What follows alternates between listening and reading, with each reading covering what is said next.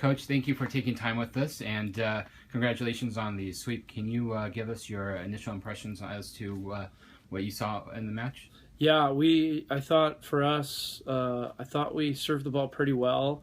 The ace to error thing was a little off, but I thought we got them out of system quite a bit and limited what their offense could do. And our block and defense, I thought, was pretty sound. We didn't throw a lot of commits or anything like that at them. We basically just played a base defense, and I thought our blockers did a really nice job of making good reads and getting in front of the right hitters and putting up good blocks. And then conversely, our back row, I think, did a great job of being patient and still behind the block, and I think by and large we dug the balls that we should have, and I think we actually dug a few balls that were probably a reach, and so I thought we just did a really nice job of making plays, and we were better in transition tonight than I think we've been in a long time, and so that was something that I was really happy with. And lastly, our passing was, I thought, top notch. We did a really nice job. They've got some guys that can really serve the ball well, and I thought when those guys teed off, we really stuck the pass and were able to side out and get their guys off the line and not allow them to get into a rhythm from the service line. And when you pass the ball well, everything else, your offense, it's easy to run your offense well, and our numbers were great. And we had really good balance too. So I thought that was, on our side of the net was what was happening. We were really happy with it. With such a balanced attack, there was so many people or student athletes that stood out tonight. Who, from your perspective, really stood out for you? Well, I think the first thing is Chris O'Renick, Alex Slott, and Brooks Varney, who are three passers. I thought they were phenomenal tonight. All three of them received serves that were really tough and nailed them. And so I would have to say those three guys as a unit, I think, stood out to me the most. And defensively, they did great too. So those were, that set the table for everything for our team. What challenges did CSUN present tonight? Specifically, can you tell us how their change in setters during the match affected your strategy? Yeah, it was interesting. The second setter that came in, I think number 10, he set a couple of their guys a little bit more than Megorian does. And then he sets a ball, when he sits overhead, it seems like the ball's up and down a little bit, and it seems like Lenore has a little bit more range and is able to hit line more. And so we had to adjust a little bit to that. And we just hadn't seen a lot of film on him, so that we didn't know too many tendencies. But for us, I thought it was a great challenge because it forced us to have to be in our base block and D, and just forced us to have to really lock into the game and make good reads. Your next match is 2 matches in Hawaii. Can you preview Hawaii for us? Yeah, it's the greatest volleyball venue in the United States, period, end of statement. The fans there are very knowledgeable. They love the game.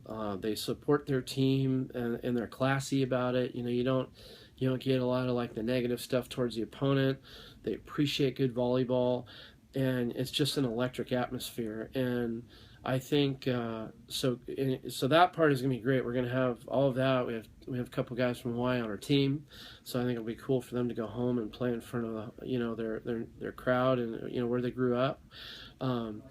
But as far as the team goes, I mean, Taylor Averill's arguably the best middle blocker in the country, and if we allow Hawaii to pass well and they can get the ball to him, he's gonna hurt you. That's just the way it is. He's a great attacker. He's a good aggressive blocker, and he's fantastic from the service line. With him, you got Sarkovic and Sador. That's 3 guys that are going to absolutely bring it from the service line, and so those guys are going to create massive problems. And then you have the changeup with Holt and some of the other guys hitting the float. So the ebb and flow of the serve receive game is going to be really interesting because we can put lots of different kinds of pressure on teams from the service line and with different kinds of servers from different spots, and Hawaii does the same thing. So it's very cliche to talk about the serve and pass game deciding what's going to happen in volleyball, and I think that is going to be the key to those 2 matches is who wins the serve and pass battle, because I think there's great pin hitters, there's great middle attackers, and I think those guys can play great defense. And and when they do, the crowd gets going. So we're going to have to be real efficient passing the ball and really, spread the ball out offensively and really force them to spread their block. And if we can do that, then we're going to be in business. If not, it's going to be a long couple of nights for sure. And finally, can you give us some insight as to what it meant to retire Tom Duke and Brian Ivy's jersey tonight? Can you also tell us who was in attendance tonight? Yeah, I think the entire 1988 national championship team, which both those guys played on, Ivy was the freshman of the year that year, and Duke was the player of the year as a junior. And so those guys played together, and they were kind of the bookends for that great team. And, Bob Yoder coached them. He's going into the Hall of Fame. We're honoring him tomorrow night. So it was really cool, and Bob was there. Bob's assistant coaches, Mark Beltran and Rob Mitchell, were there. Alec Peters came and helped out a couple of years later. And so all the 88 national championship guys were there. Hovland was there. We had there was a ton of guys, All-Americans, Chris Underwood, Lawrence Hahn, the greatest super sub in national championship match history, along with Brian and those guys. We also had 2 Olympic bronze medalists, Dan Greenbaum and Nick Becker. They were here. We were at Jason Perkins. Those guys were all able to come into the locker room and interact with our team and talk to our team a little bit. And so, for a program, that's a really big deal for our student athletes to be able to interact with those guys. And a lot of those guys, beyond very successful international and professional volleyball careers, are very successful in the business world. And so for our guys to see that's what we preach around here, is not only are we strive for greatness as a student athlete, both academically and athletically, but socially, and then beyond school, and then when you're done as a volleyball player, how well are you going to do in the world? And we're real big on preaching that around here. So for them to see that was a really big deal, and it meant a ton to our program.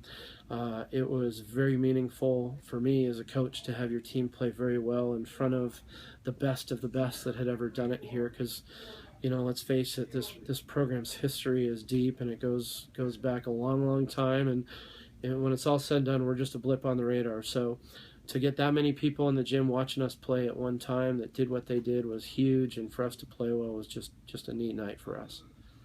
Thank you, Coach, and good luck the rest of the season. Thanks, and fight on.